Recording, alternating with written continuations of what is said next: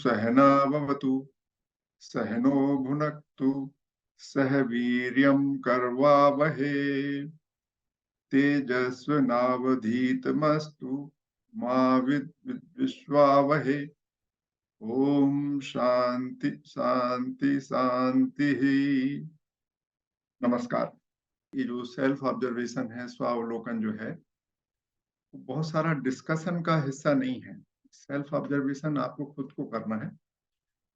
और जैसा कि हम सब लोग बात करते रहते हैं कि दो तीन किस्म की परंपराएं हैं, और उसमें मेडिटेशन या उपासना जिसको कहते हैं वो बहुत इम्पोर्टेंट है। और दूसरा हमारा ये जो वैदिक दर्शन है, वैदिक तरीका जो अद्वैत वेदांत है, उसमें हम किस तरीके से बात करते हैं, दो बड़ी चीजें हैं। वो भारत में पतंजलि का जो योग है, योग दर्शन, वो बहुत ही प्रचलित है, और कम से कम उसकी जो प्रक्रियाएं हैं बहुत ज्यादा प्रचलित हैं। तो हम योग के माध्यम से, जिसमें हम प्राणायाम और प्राणायाम के बाद धारणा, ध्यान और समाधि के माध्यम से स्वयं को जानने की कोशिश करते हैं। और वहां पर जब बात होती है योग में, तो योग की जो चित्त वृत्तियां हैं उनका निरोध करने की बात होती है, और उनको निरोध करने के बाद हम अपने स्वरूप को पहचानते हैं, ऐसा योग दर्शन कहता है। और ये जो चर्चा है जिसमें हम लोग बात कर रहे हैं, वैदिक वेदांत दर्शन, यहाँ पर तो बोलते हैं श्रवण मनन और निधिध्यासन।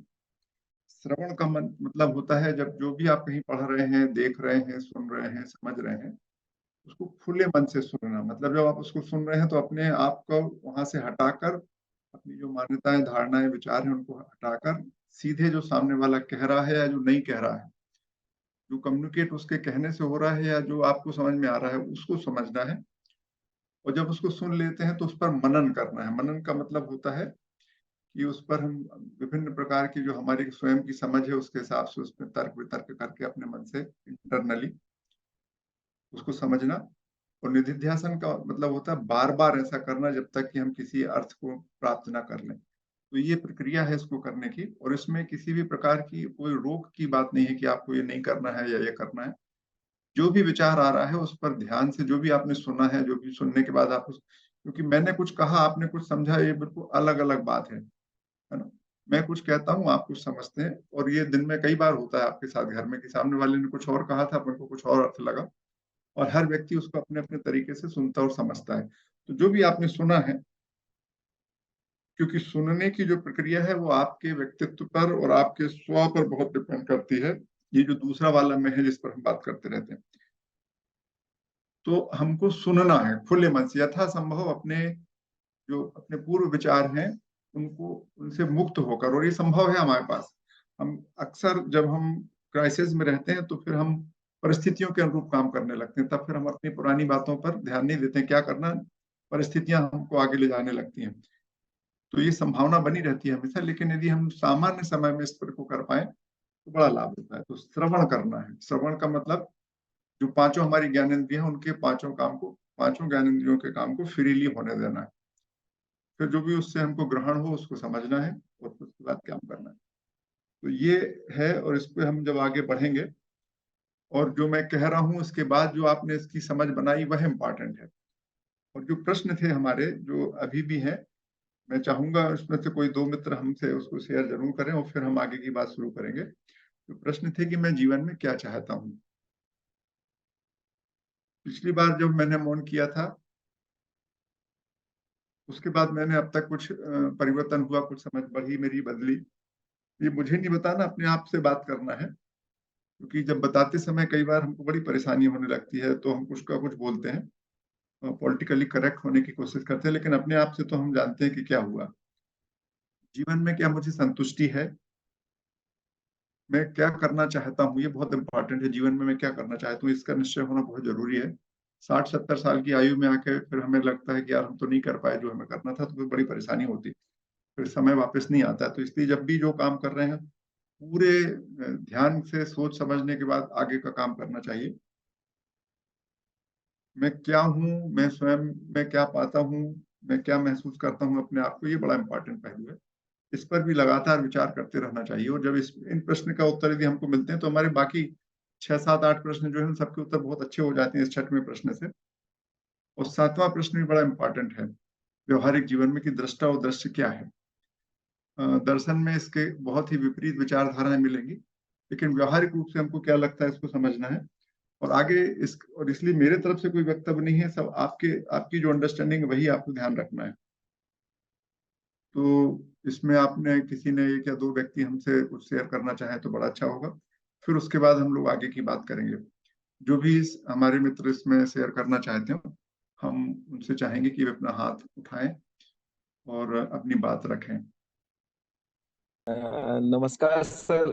वैसे बीच में जो गैप हुआ है उसमें मेरी सहभागिता नहीं रही है, फिर भी मैं अपने व्यक्तिगत मेरे जो निजी विचार है, जो मैंने पढ़ा सुना है समझा है, वो आपके बीच में ये थोड़ा सा एक प्रश्न मेरे मन में दृष्टा और दस्य वाला जरूर कहीं मैंने जो महसूस किया है। मतलब दृष्टा का यहाँ पर मेरे नजरिए से या फिर मैंने जो महसूस किया है वो यही है।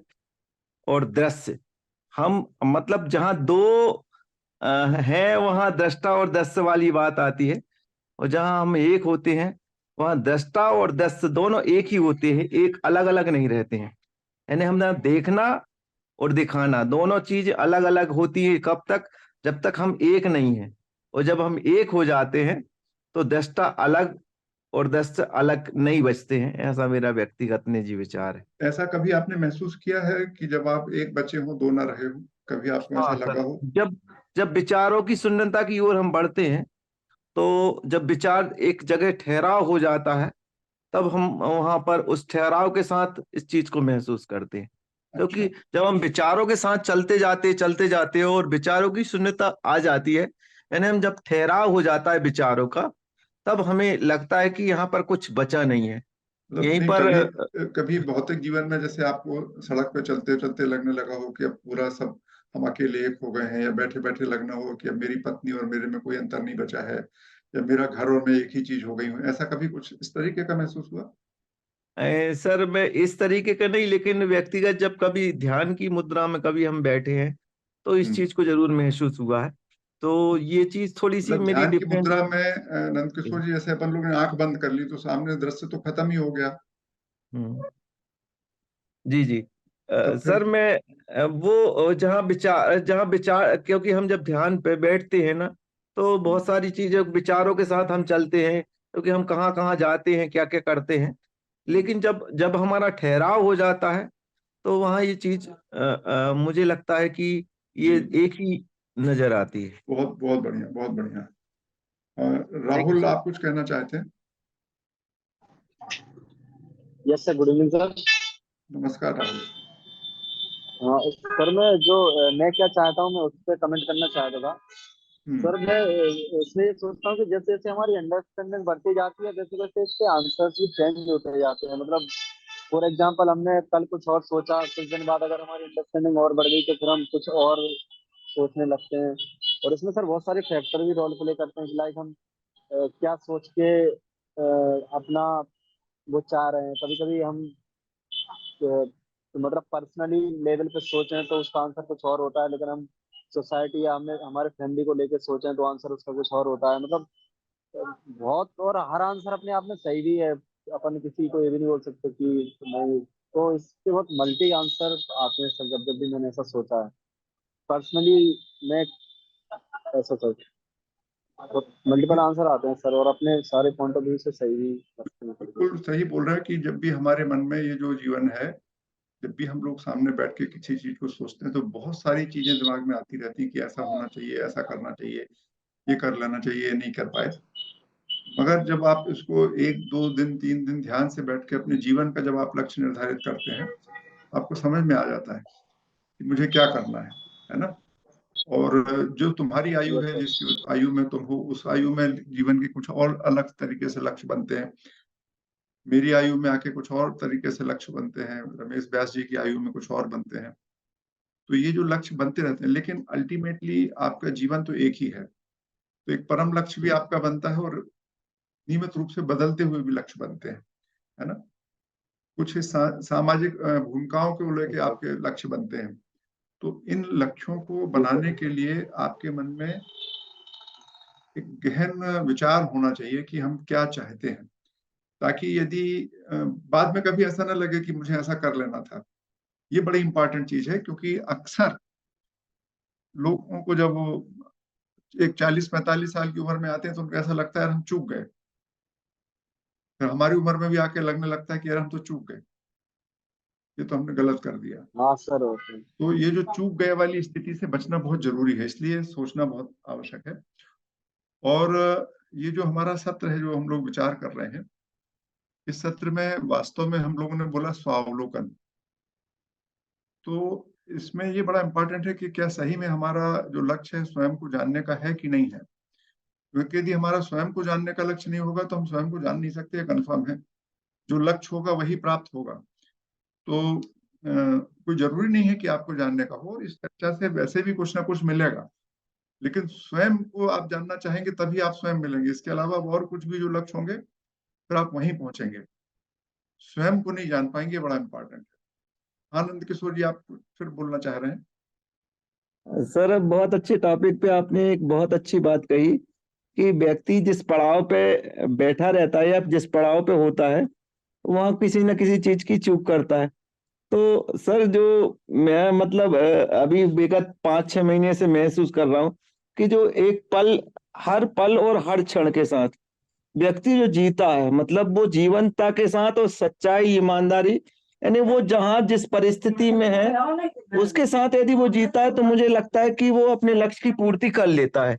मान लीजिए मुझे आज का दिन मिला है और मैंने अपने दिन के लिए जो मेरी जरूरत थी, जो मेरी आवश्यकता थी, जो मेरी नीड थी, और उसके साथ मैं मतलब कहना चाहिए कि समय के साथ, मतलब आज का जो पल जी रहा हूं मैं आपके साथ जी रहा हूं, तो ये महत्वपूर्ण है। ये समझ के यदि मैं जीऊंगा तो मुझे लगता है मेरे लक्ष्य की पूर्ति हो जाएगी। बस इतनी ठीक, कहना आपको चाहूँ। क्या लगता है, नहीं आपको, वो आपको ही बता, अपने आप हिसाब से रखना है।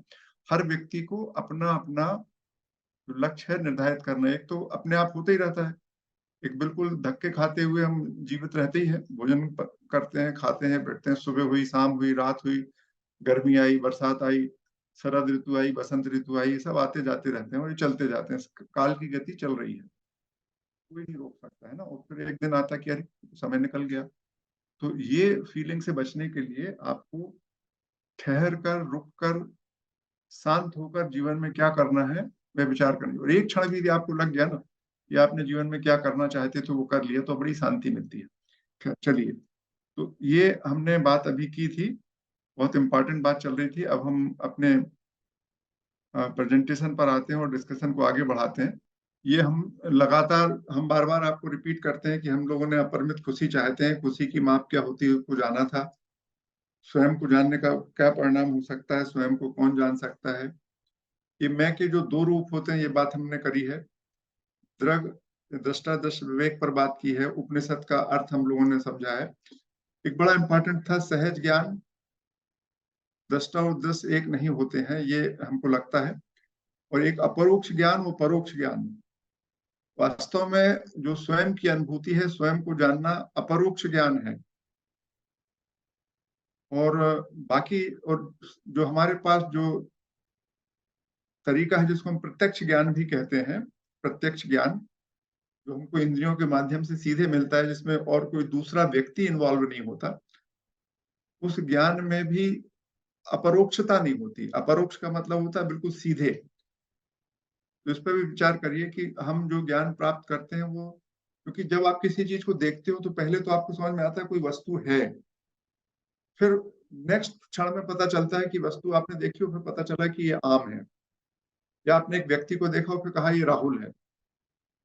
तो जो पहले व्यक्ति का चित्र आपने देखा और फिर उसके बाद कहा राहुल है, या आम का फल देखा और फिर कहा आम।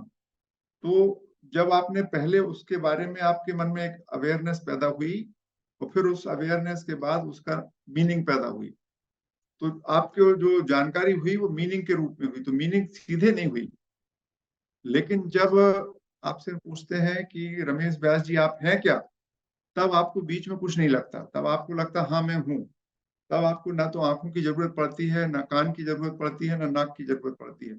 आप सीधे बिना किसी चीज के कहते हैं हाँ मैं हूँ। तो ये जो है वो बिल्कुल अपरोक्ष है ज्ञान, इसको समझना। और सहज ज्ञान को समझना और इम्पेरिकल इंट्यूटिव और एम्पेरिकल, सहज ज्ञान और अवलोकन का ज्ञान, उसको, इन चीजों को समझना, पदार्थ, ये कुछ बातें हम कर चुके हैं, इस पे हम ज्यादा, और अल्टीमेट जो हम चाहते हैं, जो हमारा डिस्कशन है, कि क्या हम हर वक्त हर जगह हर चीज से बिना शर्त और बिना प्रयास खुश रह सकते हैं। और वेदांत कहता है, और जो डिस्कशन जिसको हम बात कर रहे हैं यहाँ, ये संभव है। और इसके लिए हम लोगों ने ये बात की थी, ये मंत्र हम कई बार पढ़ चुके हैं आपके सामने। दो होने से भय होता है, जब दो से एक हो जाते हैं तो भय समाप्त हो जाता है। ये इन मंत्रों में लिखा हुआ है, इनको भी हम लोग पढ़ चुके हैं। और ये पूरा का पूरा बोला था, अथ परा यया तत् अक्षरम अधिगम्यते, वह ज्ञान जिससे हम उस अक्षर ब्रह्म को जानते हैं, जिससे हम अपने आप को पहचान जाते हैं। अक्षर ब्रह्म स्वयं को कहते हैं, जिससे हम स्वयं को जानते हैं, वह ज्ञान परा विद्या है, स्वयं की विद्या है। उसको ज्ञान बोलते हैं, उसको विद्या बोलते हैं। और उससे भिन्न जो है उसको अज्ञान, विज्ञान, अविद्या कहते हैं।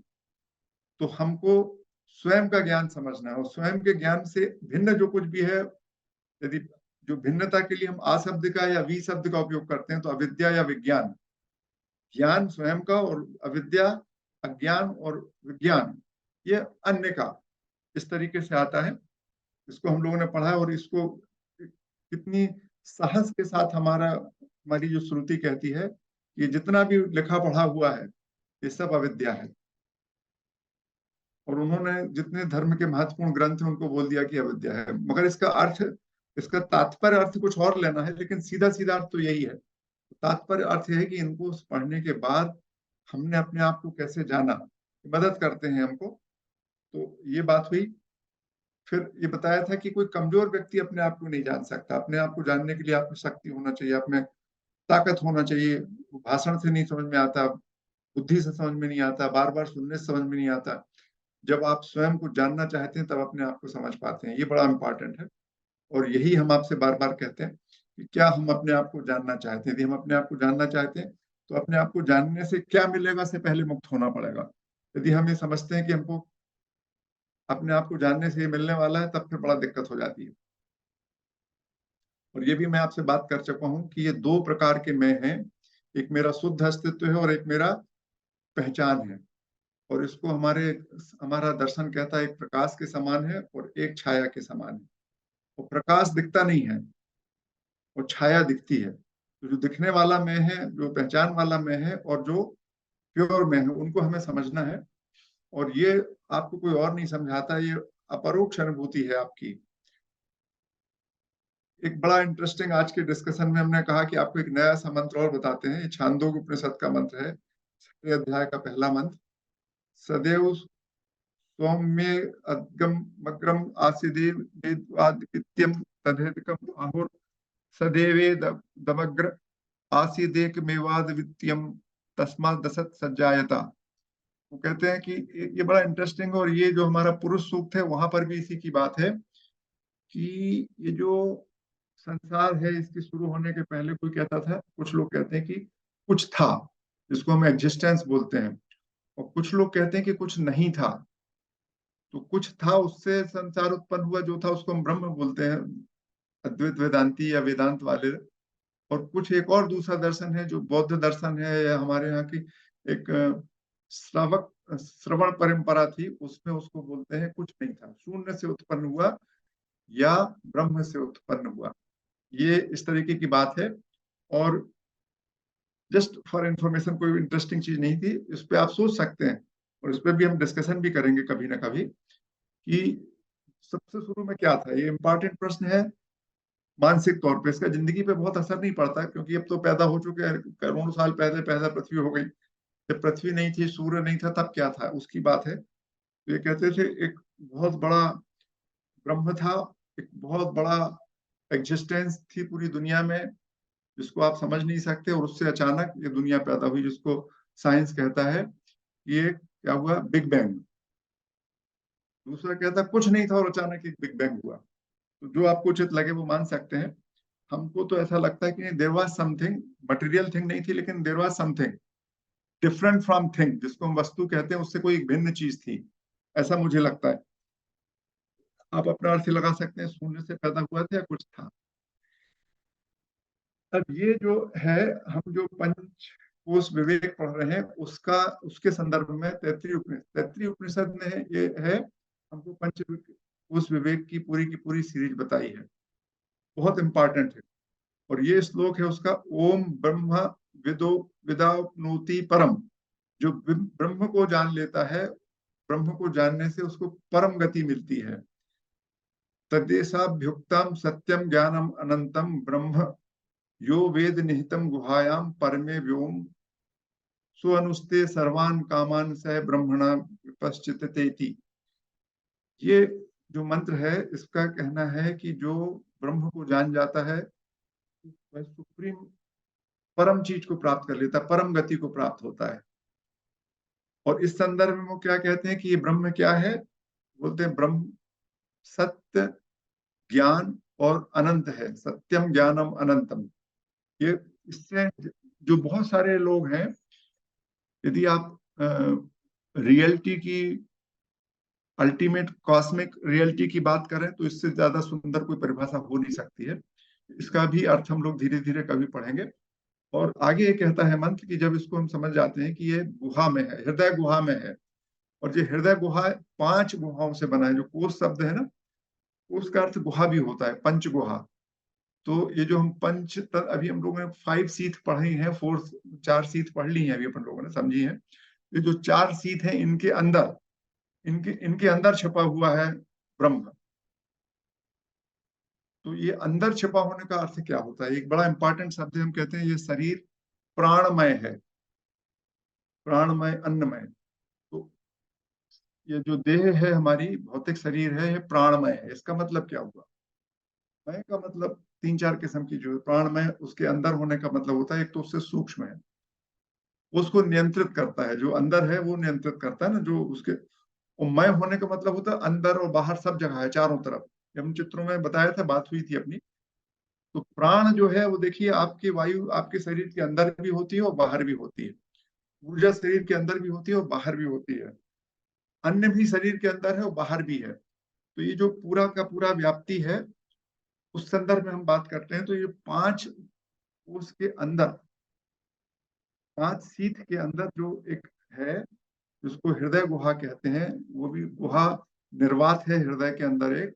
उस निर्वात में इसकी फीलिंग होती है। मतलब अब ये जो अंडरस्टैंडिंग है, असली में फिजिकल नहीं है, लेकिन जब भी आप कोई चीज देखते हो, कुछ चीज महसूस करते हो, यद्यपि साइंस कहता है कि ब्रेन करता है ये काम, है ना, आपको ऐसा कहते हैं कि ब्रेन समझता है, जानने का काम ब्रेन करता है। लेकिन आप जब भी देखिए किसी एक्साइटिंग कंडीशन में होते हैं, स्ट्रेसफुल कंडीशन में होते हैं, तो हृदय की धड़कन बढ़ जाती है, आपके हार्ट में फीलिंग होना शुरू होती है।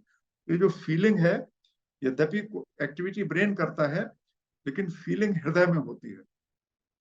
इससे लोग सहमत है कि नहीं, आपको जब भी कुछ चीजें होती हैं, जब आप किसी एक्साइटमेंट में रहते हैं, किसी स्ट्रेस में रहते हैं, तो ये जो अंडरस्टैंडिंग है, फीलिंग है, महसूस जो होता है, वो आपको हृदय में आपको महसूस होता है। ऐसा होता है कि नहीं होता, कोई इससे सहमत है डॉक्टर साहब, राहुल जी,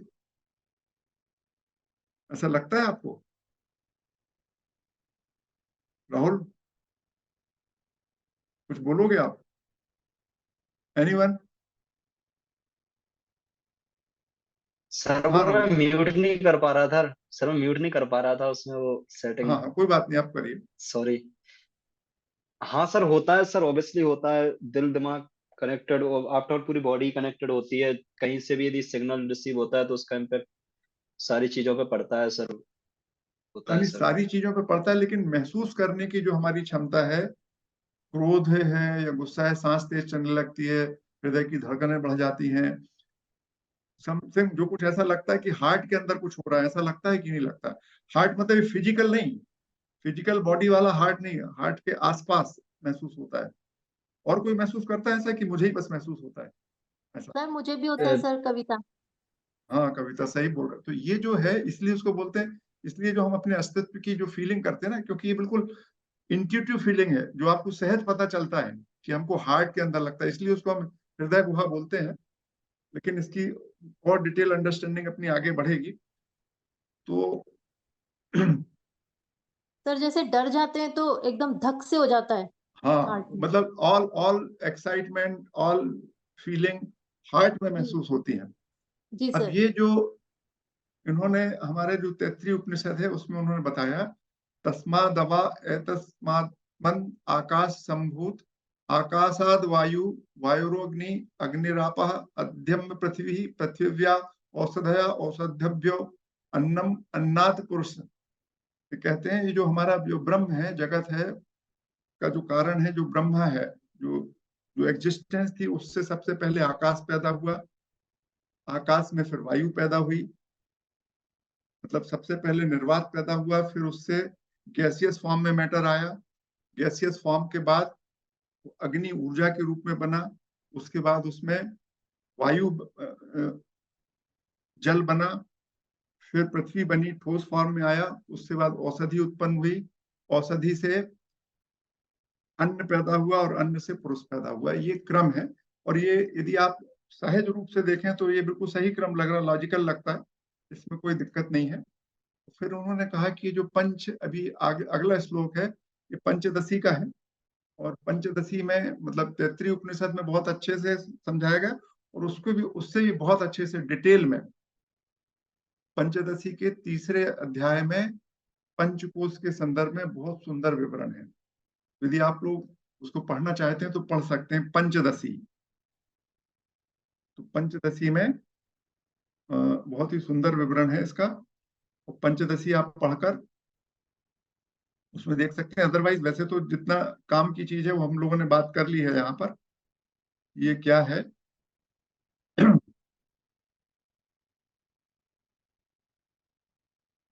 पंचदशी हम आपको ये कहीं भी मिल जाएगी, बहुत सस्ती सी पुस्तक है पंचदशी। चलिए, तो ये इसकी बात करने के बाद हम आपसे ये बात हम कर चुके थे, जब हम दृष्टा दृश्य बोलते हैं तो दृष्टा और दृश्य के बीच में पूरी की पूरी 7-8 प्रकार की चीजें हैं।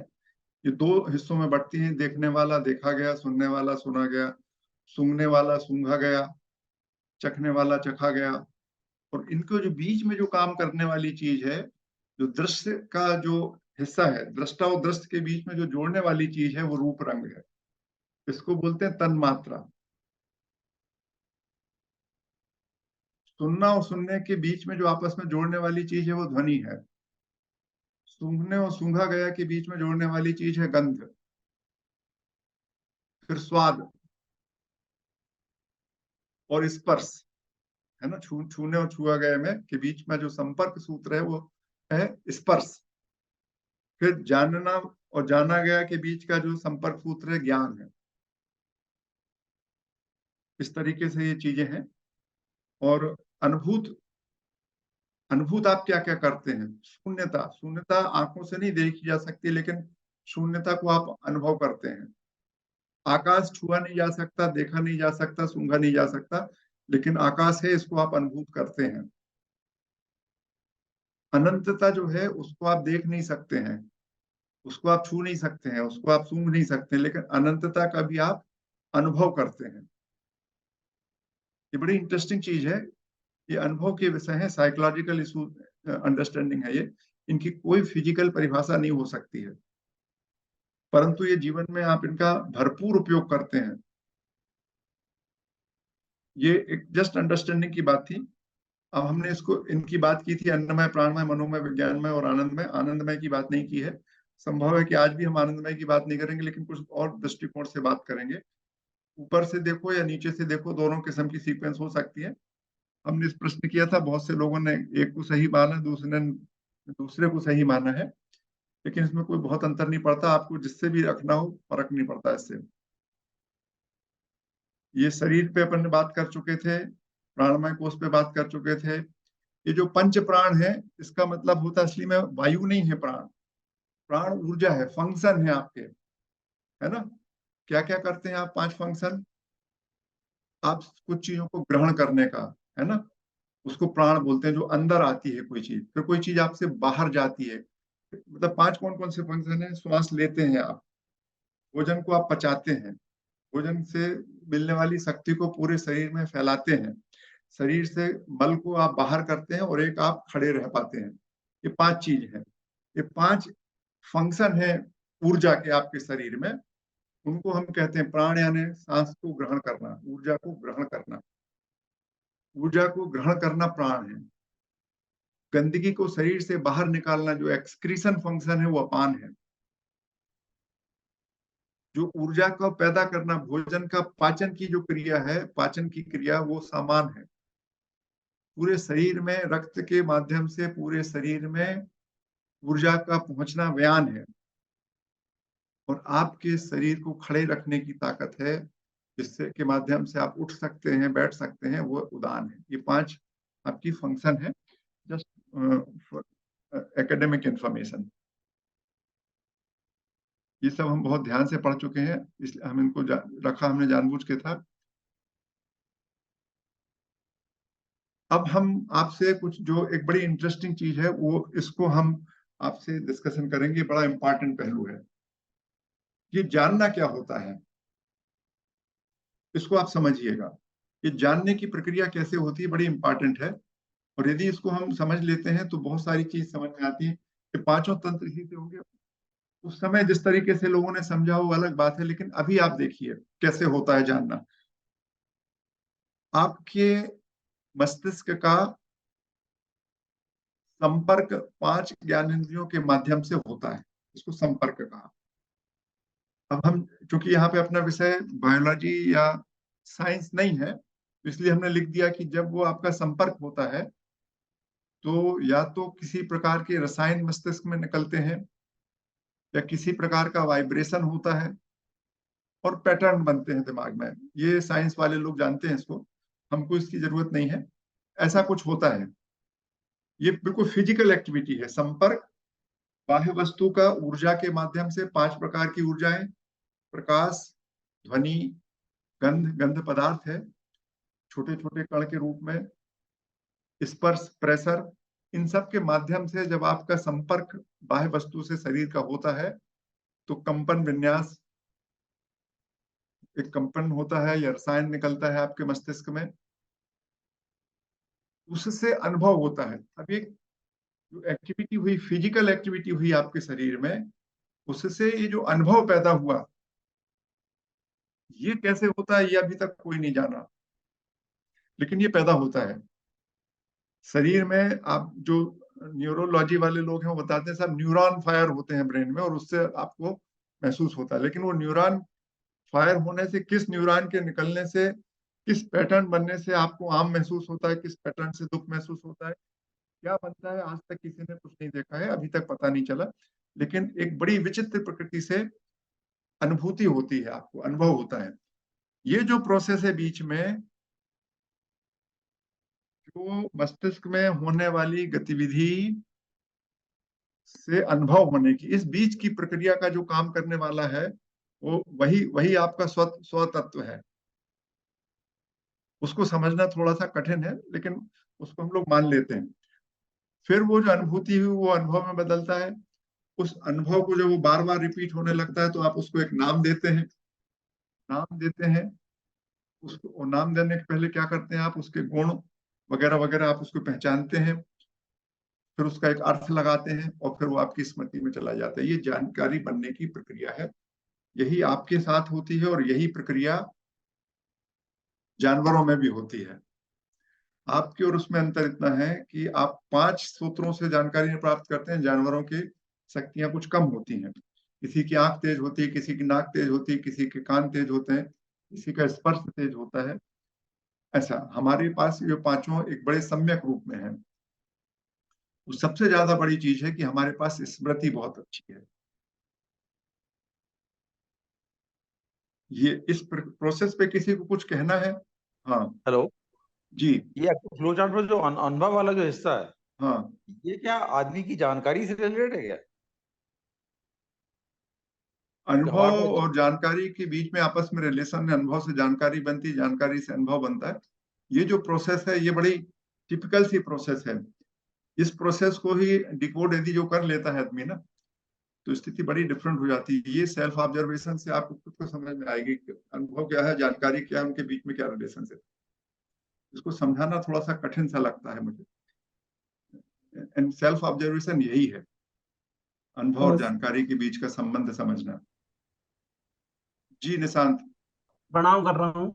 जी अभी जितने दिनों से मैं यहाँ पे आ रहा हूँ और ये मीटिंग अटेंड कर रहा हूँ, तो मेरे अंदर एक जो थोड़ा सा अंतर ये आया है कि मान लीजिए मैं सामने वाले किसी व्यक्ति की बात सुन रहा हूँ, या मुझे पहले उस पर क्रोध आ जाता था, पर अब मैं उसको दूसरी दृष्टि से देखता हूँ कि शायद मेरे साथ जो अनुभव जुड़ते हैं, शायद इस व्यक्ति के साथ भी जुड़े हों। इसी वजह से मैं मतलब इस बीच मतलब न्यूट्रल हो जाता हूँ। पहले मुझे क्रोध आ जाता था, पर अब मैं ये सोच के कि ये अनुभव उसके भी हो सकते हैं जो मेरे अनुभव हैं, तो मैं न्यूट्रल हो जाता हूँ कई जगह। बहुत बहुत सुंदर बोल रहे हो निशांत। यही बात है जो आगे अपने इस पूरी चर्चा का असर यही है कि आपके अनुभव और उसके अनुभव हैं।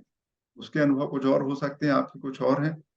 तो आपको अपना अनुभव अच्छा लगता है, उसको अपना अनुभव अच्छा लगता है, और उसी के बीच में जब विरोध होता है तो झगड़ा होने लगता है ना।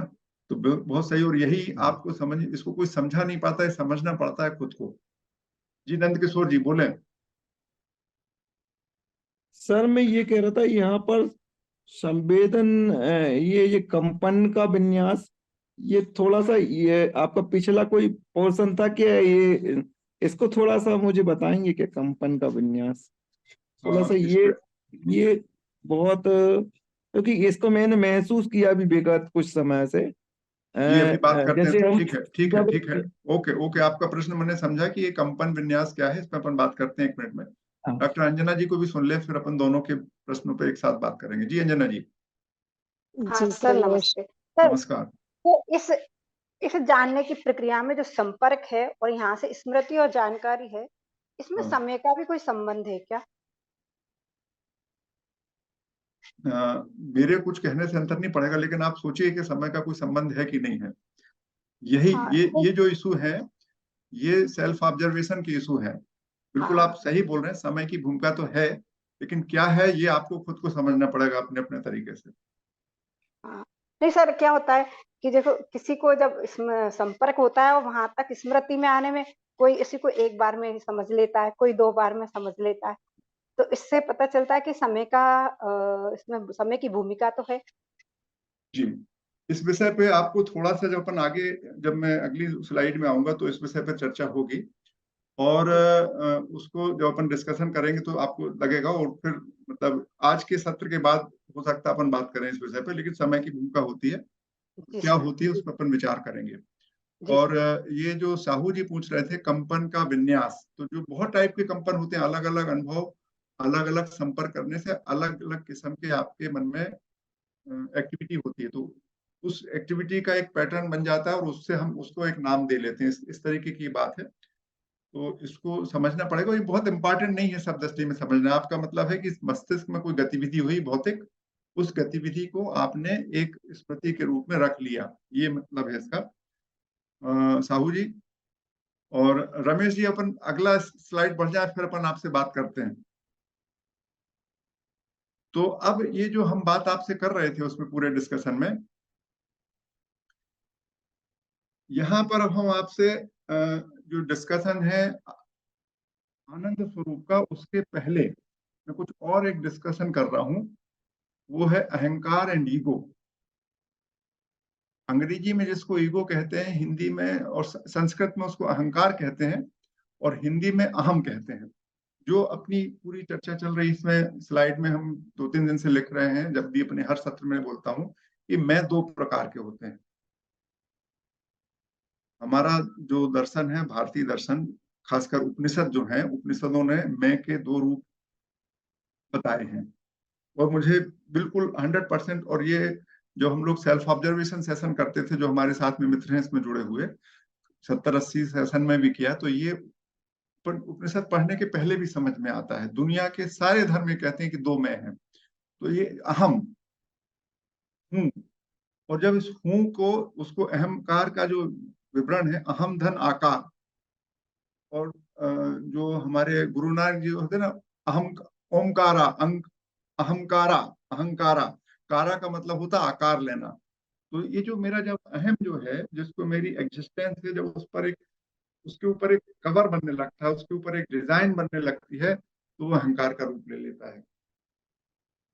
और केवल अहम जो मैं हूं वहां तक रहता है और उसके ऊपर एक आकार लेने लगता है। तो ये जो आकार लेने लगता है उसको हम अहंकार कहते हैं। और ईगो को जनरली हम लोग घमंड के रूप में लेते हैं, जबकि ये मेरा आई सेंस है। तो हम इसलिए अहंकार और ईगो को अलग अलग बात कर लेते हैं। और ये जो अहंकार है इसको भारतीय दर्शन और हम सब लोग अंतःकरण चतुष्टय के नाम से जानते हैं, आगे अपन देखेंगे। और इसमें घमंड, जब हमारे पास जो ये आकार में जो जो भावनाएं, जो जो जानकारियां, जो जो हम समझते हैं कि हम में श्रेष्ठ है, जिसको हम बेहतर मानते हैं अपने रूप में, अपनी अपनी अंडरस्टैंडिंग में, वो घमंड के रूप में दिखता है। और स्वाभिमान भी इसी तरीके से, अहंकार और अभिमान, स्वाभिमान भी एक हमारा इसी तरीके की चीज है। स्वाभिमान भी हमने एक, हमारा एक विचार है कि ऐसा करना, तो ये तो मेरा राइटफुल एक्टिविटी है, ये मेरा अधिकार है, ऐसा होना चाहिए मेरे साथ। यदि मैं जाता हूँ एज अ पिता, मैं अपने बेटे के पास पहुंचता हूँ तो उसको मेरे पैर छूना चाहिए। और यदि उसने पैर नहीं छुए हैं तो इसका मतलब है कि उसने मेरा निरादर किया है, मेरी प्रतिष्ठा को ध्यान नहीं रखा है। और ऐसे में उसके पास मुझे दोबारा जाना चाहिए कि नहीं जाना चाहिए, ये जो विचार है ये स्वाभिमान है। या मैं किसी मित्र के घर गया, उसने मुस्कुरा के बात नहीं की, या उसने ध्यान नहीं दे पाया, उसने मेरे लिए अच्छी कुर्सी नहीं लगाई, या मैं एज अ कलेक्टर कहीं घूमने गया और मुझे वहां पर लोगों ने मेरा स्वागत नहीं किया, ये, और ये लगता है कि ऐसा होना चाहिए था और नहीं हुआ, तो फिर हम अपने आप को इंसल्टेड महसूस करते हैं, और ये स्वाभिमान वाला है। ये भी एक प्रकार का विचार ही है। ये सब अहम के हिस्से हैं, अहंकार के हिस्से हैं। एग्जैक्टली अहंकार का एक पार्ट है ये। और गर्व, जब हमारी जो सामाजिक मान्यताएं हैं बोलती हैं कि ये ऐसा होना अच्छा है, जो स्वयं को होना अच्छा लगता है उसमें हम घमंड कहते हैं। जिसको सामाजिक रूप से अच्छा होना माना जाता है उसको हम गर्व कहते हैं। ये कुछ शब्द थे जो इस पर हम लोग चर्चा कर रहे हैं। घमंड, स्वाभिमान, गर्व, अहंकार और ईगो। तो ये जो अहंकार है इसको हम जिस रूप में देखने वाले हैं अभी, वो क्या था, ये आप देखिएगा जानकारी और अनुभव, इसको बनने का एक ये तरीका देखिए। इसको देखिएगा, ये वस्तु है कोई भी, ये वस्तु या कोई घटना, इसका संपर्क इन 5 चीजों से हुआ, मस्तिष्क में आया, मस्तिष्क में एक बोध हुआ। ये जो हमारी शक्ति है, कग्निशन पावर जिसको हम बोलते हैं, बोध शक्ति, अनुभव की शक्ति, जानकारी की शक्ति, ये हुआ। इसमें कुछ स्मृति भी है, इसका मिला, उससे एक अनुभव हुआ। अनुभव में स्मृति के बीच में संपर्क हुआ, शारीरिक स्मृति जिसको हम बोलते हैं बेसिक इंस्टिंक्ट। किसी व्यक्ति को देखते ही साथ तेज गुस्सा आती है, वो फड़फड़ाने लगता है, उसकी मतलब जो उसकी फिजिकल एक्टिविटी रहती है, जो उसकी जन्मजात प्रवृत्ति रहती है, उसके हिसाब से कोई व्यक्ति व्यवहार करने लगता है। वो उसकी फिजिकल बॉडी मेमोरी होती है, उनका आपस में रिलेशनशिप बनती है।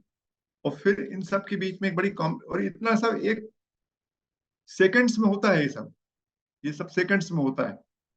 और अनुभव बनता है, और अनुभव जब बार बार होने लगता है तो उससे जानकारी बन जाती है, और अनुभव से जानकारी बनने के बीच में अनुमान आता है।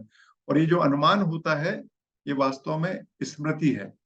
स्मृति के आधार पर अनुमान होकर जानकारी बनती है, कुछ सीधे बनती है। और जब ये कभी कभी ऐसा अनुभव होता है जो पूर्व में नहीं हुआ हो आपको, जब पूर्व में अनुभव नहीं हुआ होता और फिर एक नया सा अनुभव लगता है पहली बार, तो आपको लगता है वाओ, आहा। Sometimes you feel very happy, या कभी कभी आप उससे डर जाते हैं, कभी कभी आप उससे चहक जाते हैं, कभी कभी आप उससे दब जाते हैं। और ये जो नई चीज होती है इसको कहते हैं आनंद। ये है सृजन आनंद, ये ब्रह्मानंद। ये जब आप इस स्थिति में रहते हैं, जब आपको ये केवल अनुभव होता है, सारी स्मृति जानकारियां समाप्त हो जाती हैं और ये अनुभव होता है नया, फ्रेश बिल्कुल, तो उसको आपको सर्जन होता है। This is a total process of happening. ये बड़ा चित्र है और इसको समझना, इसका एक और फॉर्म है आगे हमने बनाया, वो ये है, देखिए। अब ये अंतःकरण वाली हमारी स्थिति है, इस पर हम बात करेंगे। ये जो मैंने लिखा स्व, ये चेतन चेतन तत्व है हमारा, है ना, स्व जिसको हम बोलते हैं मैं। यही बार बार मैं बोलता है, अंजना जैन का मैं, मनोहर दुबे का मैं, सुधीर पांडे का मैं, रमेश व्यास जी का मैं, ये मैं है, प्योर मैं, और शरीर है और इसके बीच में ये प्राण आता है। जब शरीर और प्राण के माध्यम से इनके बीच में संपर्क होता है तो महत बनता है। तो ये स्व जो है, पूरे जगत में जितने जीवित है उन सब में स्व है ये। तो सबका मैं और सारे शरीरों के बीच में जो ऊर्जा से संपर्क होता है, उनको मिलके जो जानकारी बनती है उसको महत बोलते हैं। और जो व्यक्तिगत, इसका नेक्स्ट वाला चित्र देख लें, ज्यादा अच्छा है ये वाला। तो ये एक पूरे संसार की प्रोसेस चलती रहती है, इसको महत बोलते हैं। और जो व्यक्ति की है, हमारा, उसको हम चित्त बोलते हैं। जो मस्तिष्क है हमारा, उसको चित्त बोलते हैं हम। और शरीर है, शरीर को ता बोलते हैं। तो ये शरीर और ये जो प्राण के माध्यम से जब संपर्क में आता है तो चित्त बन जाता है। मतलब आपका जो अनुभव हुआ, उस अनुभव की जो स्मृति आपके मस्तिष्क में रुक गई, उसको चित्त बोलते हैं। जितने अनुभव हैं उसकी स्मृति हो गई। और इस चित्त से, ये जो अनुभवों की जो स्मृति है, 3 प्रकार के काम करती है आपके शरीर में। इसी स्मृति और इस अनुभव के ज्ञान से, क्योंकि बच्चे का पास कोई बुद्धि नहीं होती, हम सब मानते हैं ना। मेरी इस बात से सहमत हैं आप लोग कि नहीं? बच्चे में बुद्धि नहीं होती। क्या कहना है मित्रों? बच्चे में बुद्धि होती है? नहीं होती। इस विषय पे 1 मिनट बात कर लें, फिर हम आगे बढ़ें। क्या लगता है आपको, बच्चे में स्मृति होती है कि नहीं होती? बुद्धि होती है कि नहीं होती? रमेश जी, क्या लगता है आपको? मेरा मानना है कि शायद नहीं होती है, नहीं होती। राहुल? अनुभव वहां खाली नहीं होता है। खाली कैनवस सर होता है। सर बच्चों में होती है, बुद्धि ऑब्वियसली होती है। अच्छा, बहुत आप सारे मतलब जिस दिन बच्चा पैदा होता है उसको मालूम होता है कि माँ से दूध पीना है, कि माँ पिलाती है, कि बच्चा मांगता है? सर वो बुद्धि एक्चुअली इनबिल्ट, मतलब वो रिफ्लेक्स होते हैं उसमें। आप उसके मुंह में कुछ भी डालोगे वो शक करने लगेगा, नहीं नहीं, आप उसको गिराओगे तो वो वो उठने की बुद्धि कोशिश नहीं है, करेगा। मतलब वो बुद्धि नहीं है। बुद्धि नहीं है। सर बुद्धि से आपका मतलब क्या है सर? मतलब विजडम, स्मृति विजडम। से? नहीं, बुद्धि मीन्स स्मृति या विजडम। इंटेलिजेंस? बुद्धि का मतलब होता है किसी चीज को पहचानना। अच्छा सर, यस सर। नहीं सर, वो तो नहीं होता सर उसमें उस टाइम। किसी चीज को पहचान छोटे जाना। बच्चे, डॉक्टर अंजना, आप भी बताएंगे क्या होता है, बच्चे में बुद्धि होती है?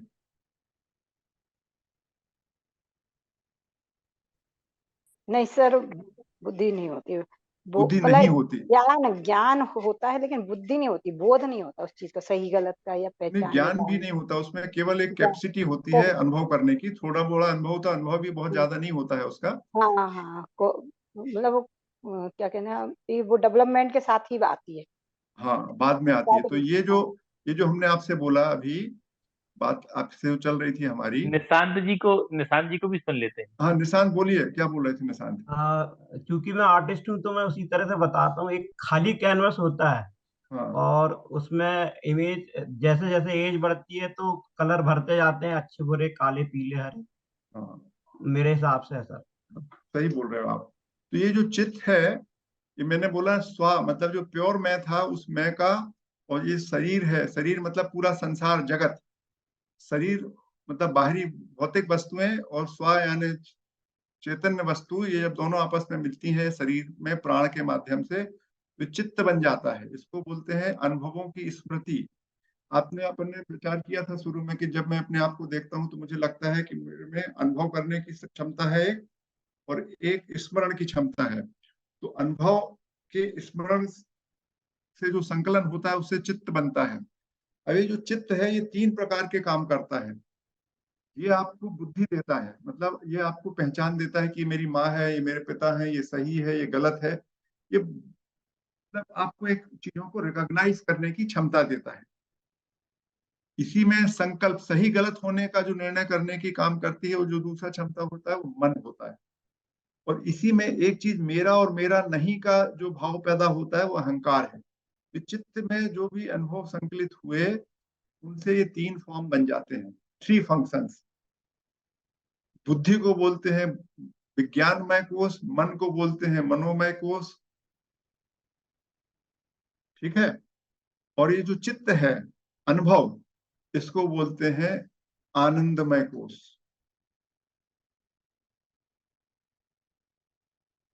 ये और इस सबको जानने की जो प्रक्रिया में अहंकार है, तो ये एक बड़ा इंटरेस्टिंग, और ये चित्र भी राहुल मैंने खुद ने बनाया है, आपको बाहर कहीं नहीं मिलेगा, ये भी है इसमें कोई, तो ये एक पूरी की पूरी यस सर। प्रोसेस है आपकी समझने की। तो अब इसके बाद जब हम समझेंगे, और एक बड़ी इंटरेस्टिंग चीज है कि जो आनंद शब्द है इसमें थोड़ा सा कंफ्यूजन है।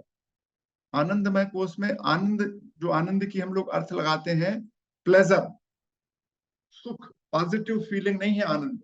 आनंद अनुभव है। उस अनुभव को मन के हिसाब से, उस अनुभव को पहचानती बुद्धि है, और फिर मन उसको कहता है कि ये सही है या गलत है, उसको सुख या दुख में बदल देता है, लाभ या हानि में बदल देता है ना। जबकि ऐसी कोई स्थिति होती नहीं है, लाभ हानि की कोई स्थिति होती नहीं है, वो मन बदल देता है आपके अनुभवों के आधार पर, आपकी स्मृति के आधार पर। तो ये जो आनंदमय कोश है वो वास्तव में आपके अनुभव है, अनुभवों का संकलन है आनंद। तो जो आपको अनुभव होता है, जो आपको अनुभव कराता है, और वही आप, और इसीलिए उसको एक और भाषा में उसको बोलते हैं कारण शरीर। अनुभव आनंद में कोश को कारण शरीर बोला जाता है। एक और डिस्क्रिप्शन है, स्थूल शरीर, सूक्ष्म शरीर और कारण शरीर। तो ये जो आनंदमय कोश है उसको हम कारण बोलते हैं। ये जो चित्त है, ये चित्त ही मन, बुद्धि और अहंकार का कारण है, इसी चित्त को बोलते हैं, और यही आपका कारण है। यही ये जो चारों चीज बनी है चित्त के माध्यम से, ये इसको बनने का जो रीजन है वही मैं है। ये मैं है। इस मैं को मिटाना, इस मैं को मिटाना कहते हैं लोग, लेकिन ये मिटाने से तो बिल्कुल हम फिर शून्य हो जाएंगे। तो इसको समझना, यदि इस प्रोसेस को हम समझ गए और इन चीजों को समझ गए कि मन कैसे काम करता है, बुद्धि कैसे काम करती है, बुद्धि की फंक्शन कहाँ से आती है, अहंकार का फंक्शन कहाँ से आता है, ये चित्त से आता है। और चित्त जानकारी हमारे अनुभवों का संकलन है, और अनुभव सही है या गलत है उसको मन डिसाइड करता है, जो हमारे उस समय फीलिंग, और रैंडम होता है ये। इस पूरी प्रोसेस को जब हम सेट कर लेते हैं, और इससे मुक्त होकर जब हम ये जो स्व है हमारा फ्रीली चीजों को देखता है, तब हमारी जो अनुभूति है वो अनंत अनुभूति होती है। अब इसको हमने आपको ये जो लॉजिकली समझाया, इसकी कोई मीनिंग नहीं, क्योंकि ये जब आपके शरीर में, मस्तिष्क में होता है तो ये सेकंडों में होता है। इसमें कोई ऐसा नहीं है कि ये बहुत बड़ा, इसमें आपका क्या कहना चाहिए कि घंटों लगते हो। एक सेकंड में जैसे आपने देखा उसके साथ ही सब हो जाता है। इस पूरी प्रोसेस के हिसाब से अंतःकरण का हिस्सा है। और अब इस हिस्से में, जैसे मैंने आपसे बोला, ये जो शरीर वाला हिस्सा है इसको हम बोलते हैं मनो अन्नमय कोश। ये बुद्धि, ये जो मन वाला हिस्सा है इसको हम बोलते हैं मनोमय कोश। जो ये प्राण वाला हिस्सा है इसको हम बोलते हैं प्राणमय कोश। बुद्धि वाले हिस्से को बोलते हैं ज्ञानमय कोश, और इसको चित्त को बोलते हैं आनंदमय कोश। सर, ये जानना चाह रही हूँ कि जो चित्त, बुद्धि, मन और अहंकार से जो अंतःकरण बना है हमारा, तो सर जो हम लोग अंतरात्मा बोलते हैं कि मेरी अंतरात्मा इस चीज को गवाही नहीं दे रही है, या ये यही है क्या? जी हाँ, जी हाँ, यही है, ये अंतःकरण ही है।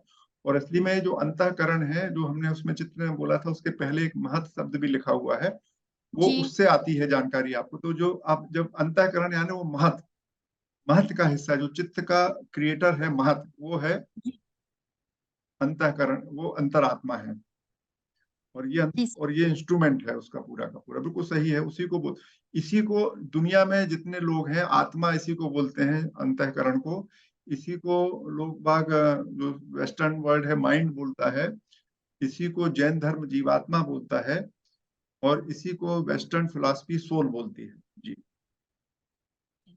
Thank you sir. सर, ये जो ब्रह्मानंद सहोदर वाली बात है, यहाँ पर सत चित आनंद तीन चीजें है, तो चित्त भी इसमें है। सत्य माने अनुभव, अनुभव की जो अनुभूति वहां है। चित्त नहीं, वहां चित है शब्द, सत्य चित आनंद। सत्य चित, चित का हाँ, मतलब होता है अनुभव। तो जो अनुभव की जो सुखानुभूति है वही आनंद है। ये सुखा, जैसे देखिए, आपको भोजन करते हो तो आपको कैसा लगता है? अच्छा। अच्छा लगता है। और उपवास करते हो तो कैसा लगता है? जब आप डिसाइड करते हो, जब आप डिसीजन करके करते हो और उपवास करते हो, तब भी आपको अच्छा लगता है। जी जी। तो अब भूखे रहने के दोनों अनुभव हैं, अच्छा लगना भी और बुरा होना भी। भूख आपको परेशान, मतलब आपने भोजन नहीं किया तो भी आपको अच्छा लगा और भोजन किया तब भी अच्छा लगा। जी। ये जो सुखानुभूति शब्द है, ये आई का क्रिएशन है, दूसरे वाले आई का। पहले वाले आई का, जो प्योर वाले आई का है, उसमें केवल अनुभव है। सुख और दुख का अनुभव यूजलेस है। कभी वही चीज सुख हो जाती है, कभी वही चीज दुख हो जाती में बदल जाती है ना? अपनी अनुभूति पर निर्भर होती है सर ये। हाँ, उस समय पे निर्भर करती है। जी जी। मैं रजनीश जी की बात को आगे बढ़ाती हुई कहती हूँ, मुझे जो समझ में आया कि अपने अनुभव के हिसाब से ही हमें सुख और दुख का अनुभव, मतलब वो प्राप्ति होती है उसका। जो हम, हो सकता है किसी को उसी चीज का अनुभव ऐसा हो कि उसको उससे दुख प्राप्त हो रहा है, लेकिन हमें उसी से खुशी प्राप्त हो रही है। वो अनुभव के हिसाब से हो। ये सही समझ, बोल रहे हैं, वो सही। Thank you. जी, सुभाष जी। जी सर, मेरा निवेदन ये है कि मैंने सर कहीं पढ़ा है कि बच्चों के मस्तिष्क का विकास 4-5 वर्ष की उम्र में 85% से 90% हो जाता है। राइट, तो 100%। अभी आपने कहा कि बच्चों में बुद्धि नहीं होती है, तो इस संबंध में मैं थोड़ा कंफ्यूज हूँ। इस संबंध में जानना इनफैक्ट चाहता हूँ। आपने जो सुना उसमें थोड़ा और इम्प्रूवमेंट कर दूं मैं, कि माँ के पेट के अंदर बच्चे के मस्तिष्क का 25% भाग बन जाता है। जी 85% माँ के पेट में ही, मतलब जिस दिन बच्चा पैदा होता है उस दिन उसका ब्रेन जो है वो 85% बना हुआ रहता है। और अगले 2 साल में, 5 साल में नहीं, अगले 2 साल में वो लगभग 95% बन जाता है, और फिर थोड़े 5 साल होते होते लगभग पूरा मस्तिष्क बन जाता है। तो वो मस्तिष्क है, वो बुद्धि जी नहीं है। जी मस्तिष्क मतलब इंस्ट्रूमेंट। यदि आपको कंप्यूटर की भाषा में बोले तो जी कंप्यूटर कितना बन गया? अब कंप्यूटर काम करना तब चालू करता है जब उसमें सॉफ्टवेयर डालिए आप। जी तो जो आप फ्रेश कंप्यूटर लाते हैं उसमें सॉफ्टवेयर नहीं रहता, काम नहीं करता वो। तो ये सॉफ्टवेयर धीरे धीरे बनता है। ये तो जी बुद्धि धीरे धीरे एक्वायर होती है। वो जी जी डिपेंड करती है कि आपका मस्तिष्क कैसा है ना? जी यदि हाई जी कैपेसिटी बॉडी है आपकी, हाई कैपेसिटी ब्रेन बना है, स्वस्थ ब्रेन बना है, पूरा विकसित है, तो ज्यादा जी जल्दी सीखेगा। और अब जी उसको किस तरीके से सिखाया जा रहा है उस पर भी डिपेंड करेगा। जी। कुछ आपको लगा थैंक कि यू। मैं बता पाया आपकी बात? हाँ सर, एक्चुअली क्या है कि बच्चों में, जैसे मान लो बच्चों की बुद्धि का विकास, अपन एक उदाहरण देख लें कि बच्चों को जिस दिन, छोटा बच्चा है मान लो 4 साल का है हाँ या 5 साल का है, वो स्कूल नहीं जाना होता, हाँ तो वो उसी समय उसमें पेट दर्द या तरह तरह की वो बहाने करता है, और हाँ जैसे ही स्कूल का समय निकलता है वो सारे उसके दर्द और सब कुछ दूर हो जाते हैं। हाँ। तो अपन मान लेते हैं कि उसमें बुद्धि का विकास तो बहुत है। नहीं, देखिए, ऐसा हुआ जब बच्चा पैदा होता है, डे 1 की बात करिए, उस दिन उसको दूध पीना भी नहीं आता, उसकी आंखें भी किसी पर ठहरती नहीं है। आपने देखा होगा अनुभव में, जब अपन थोड़े दिन में बच्चे को बड़ा होता है धीरे धीरे, कहले वो अपनी माँ को पहचानने लगा है। जी ये आपका अनुभव है कि नहीं है? माँ को पहचानने जी लगा, पिता को पहचानने लगा, घर में परिवार के बाकी लोगों को पहचानने लगा। अब वो जी भूख लगने की डिमांड करने लगा, दूध की डिमांड करने लगा। ये जी धीरे धीरे धीरे जी उसमें बढ़ती जाती है बातें। जी अब जो उसको अच्छा लगता है वो करना चाहता है। हर व्यक्ति का एक अनुभव होता है।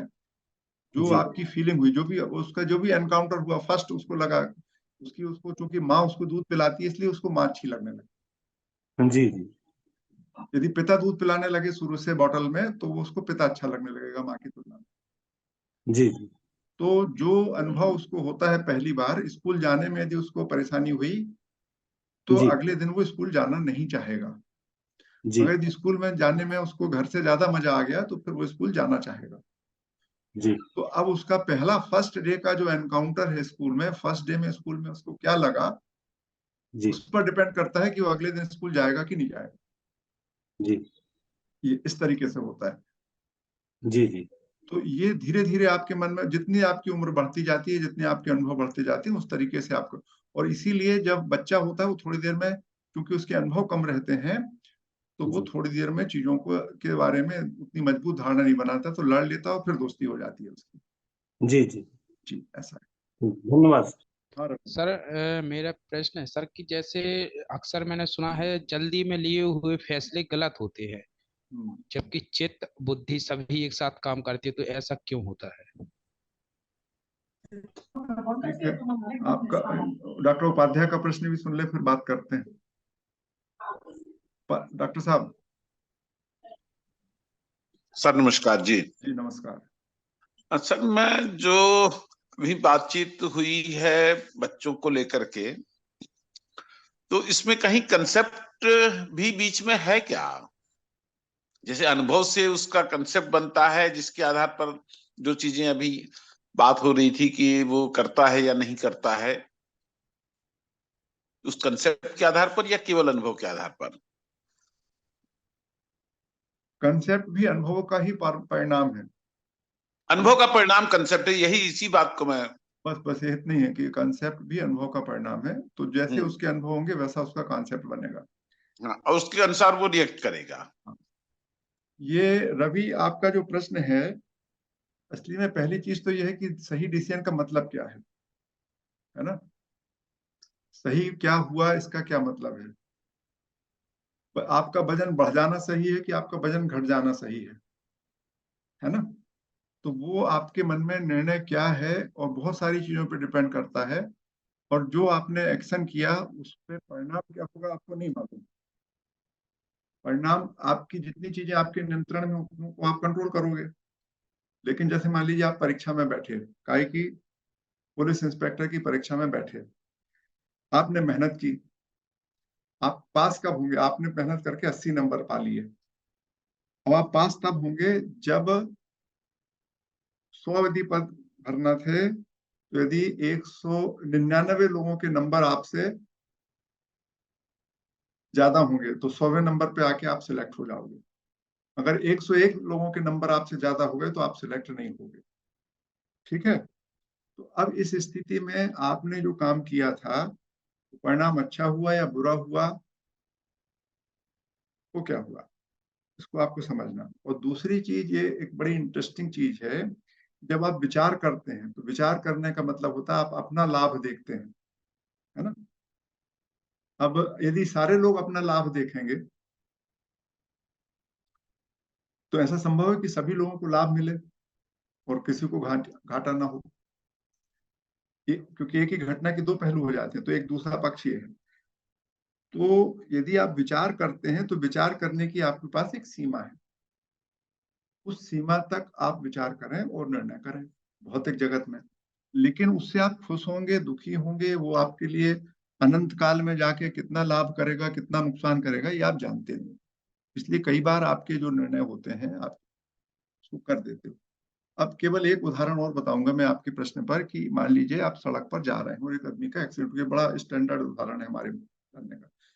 अब आप यदि उस पर सोच विचारोगे तो आप सोच लोगे कि यार यदि मैं इसको अस्पताल ले जाऊंगा तो पुलिस में केस बनेगा, फिर मैं उसमें गवाह बन जाऊंगा, फिर मुझे बार बार जाना पड़ेगा, तो आप नहीं जाओगे, है ना? और यदि आप बिना विचारे एकदम से आपके मन में बात आएगी कि इसको चोट लग गई, इसको अस्पताल ले जाए, तो आप अस्पताल ले जाओगे। हो सकता है कि आप जब तक उसको अस्पताल लेके जाओ, आप रेलवे स्टेशन जा रहे थे, टिकट पे आपको गाड़ी में बैठना था, आपने उस आदमी को उठा के वहां पहुंचाने लगे, आपकी टिकट ट्रेन छूट गई। अब ये सही निर्णय हुआ कि गलत निर्णय हुआ है, आपको समझना पड़ेगा, है ना?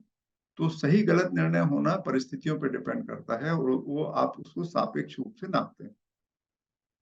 ठीक है, ये जो हमने आनंद की बात करी, उसमें अनुभव को लिया, अनुभव के आधार पर आनंद, इसमें स्मृति भी काम करती है, हमारी जो स्मृति है वो भी काम करेगी।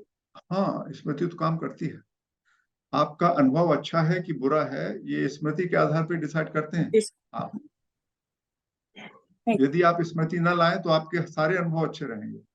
हाँ, अगर भूल रहे हैं पीछे का तो फिर हमेशा कुछ। हाँ। हमारे सर सुख और दुख का कारण भी स्मृति ही रहती है वैसे। बिल्कुल सही बोल रहे हैं। कौन बोल रहा था? रजनीश सक्सेना सर। बिल्कुल सही बोल रहे हैं रजनीश जी। नमस्कार, गुड नाइट।